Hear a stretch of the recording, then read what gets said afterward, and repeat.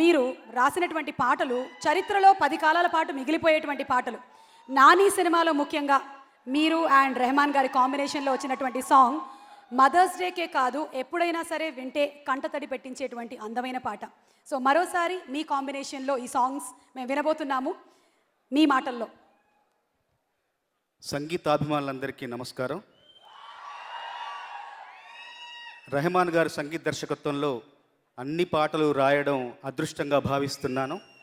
ఆ అదృష్టాన్ని నాకు ప్రసాదించిన దర్శకులు విక్రమ్ గారికి సర్వదా కృతజ్ఞుణ్ణి. మా అందరికీ అవకాశం ఇచ్చిన కథానాయకులు నిర్మల మనస్కులు సూర్య గారికి మనస్ఫూర్తిగా కృతజ్ఞతలు.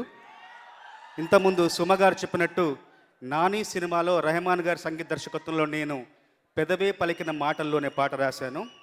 అది కొడుకు తల్లి గురించి పాడుకునే పాట. ఈ సినిమాలో తల్లి కొడుకు గురించి పాడే పాట 'చిన్ని రాజుకు లాలిజో' అనే పాట ఆత్మసంతృప్తిని కలిగించిన పాట.